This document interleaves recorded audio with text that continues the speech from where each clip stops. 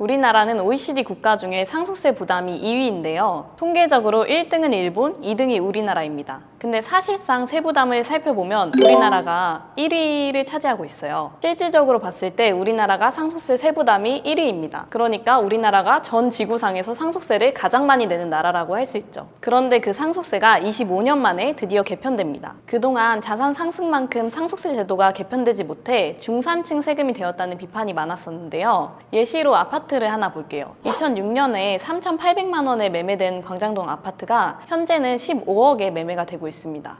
단순하게만 봐도 거의 40배 정도 오른 것인데요. 그동안 우리나라 상속세 증여세 제도는 공제 금액이나 제도에서 변한 것이 없었으니까 예전에는 상속세를 낼 필요가 없었던 분들도 이제는 서울에 집 한 채만 있어도 상속세를 내게 되는 겁니다. 이런 문제 때문에 이번 정부에서 상속세 개편안을 냈는데요. 개편안에서 가장 중요한 것은 상속세를 기존의 유산세에서 유산취득세로 전환한다는 것입니다. 이렇게 되면 가장 큰 문제가 현재는 돌아가신 분의 계좌만 제출하면 됐었는데 상속인 전부, 즉 자녀와 배우자 모두의 계좌를 제출하는 방식으로 바뀐다는 것입니다. 추가적으로 자녀 공제액을 1인당 5천만 원에서 1인당 5억 원으로 늘리고 최고 세율 기준을 기존 50%에서 40%로 낮추겠다고 했습니다. 이렇게 되면 고액자산가들의 세부담이 꽤 줄어들 것으로 보이는데요. 부자 감세에 대한 야당의 반발로 이 부분이 실제로 통과될 수 있을지는 아직 미지수입니다. 그러면 먼저 상속세를 이해하기 쉽게 설명을 해드릴게요. 기본적으로 세금은 소득이 있는 곳에 세금이 있다고 생각하시면 됩니다.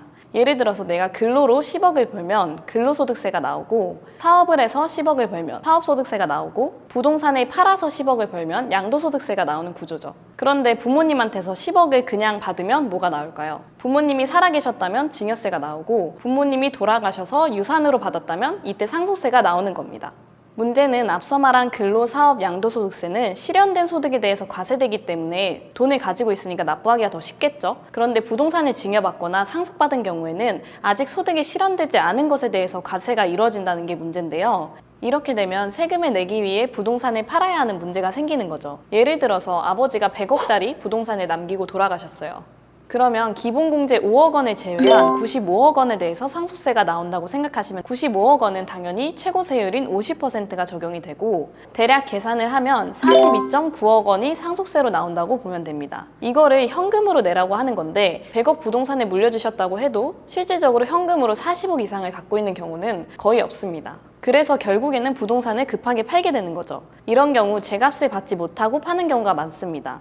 이렇게 100억이 아니더라도 30억만 되어도 세율이 50% 최고 세율을 적용받고 있기 때문에 재산의 절반에 대해서는 상속세가 나온다고 생각하셔야 합니다. 그래서 고객들 중에는 분명히 큰 재산을 상속받았는데도 걱정이 한가득인 분들이 굉장히 많았어요. 이 세금을 어떻게 내야 할지에 대한 걱정인 거죠. 금액이 큰 자산인 경우에는 쉽게 팔리지도 않기 때문에 납부 기한은 다가오는데 돈이 마련되지 못해서 남은 분들이 굉장히 힘들어하는 경우를 많이 봤습니다. 평생 모은 자산을 든든한 울타리 삼으라고 물려주는 것인데 자식들 입장에서는 세금 폭탄이 되어서 돌아오는 것이니 정말 황당한 일이죠. 그래서 상속세를 최대한 절세하기 위해서는 상속 전에 미리 세무사와 상담을 하셔야 합니다. 이렇게 하면 원래 상속세보다 정말 많은 금액을 절세할 수 있는데요. 예를 들어서 요즘 가장 많이 쓰는 방법은 바로 현물출자를 통한 법인전환입니다. 쉽게 설명하자면 상속에서 재산의 가장 큰 부분을 차지하는 것은 결국에는 부동산인데요. 이 부동산을 주식으로 바꿔서 잘게 조각내서 상속을 한다고 보시면 됩니다.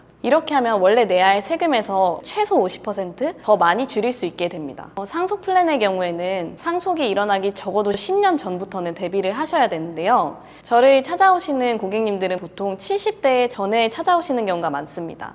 물론 지병이 있으시거나 그런 경우에는 조금 더 일찍 찾아오시기도 하고요. 사실 처음에는 자녀분들이 먼저 찾아오지만 가장 좋은 것은 부모님과 함께 자녀분들이 오시는 경우가 가장 좋고요. 10년이 기준인 거는 사전증여 재산에 합산되는 것이 10년이기 때문에 그 이전부터 플랜을 짜야 최대한으로 절세를 할 수 있습니다. 오늘 설명드린 현물출자 방법 외에도 다양한 방법이 많이 있으니까 가장 중요한 것은 미리 세무사와 상담해서 각자의 상황에 맞게 그리고 각자의 자산의 규모에 맞게 컨설팅을 하는 것이 가장 중요합니다.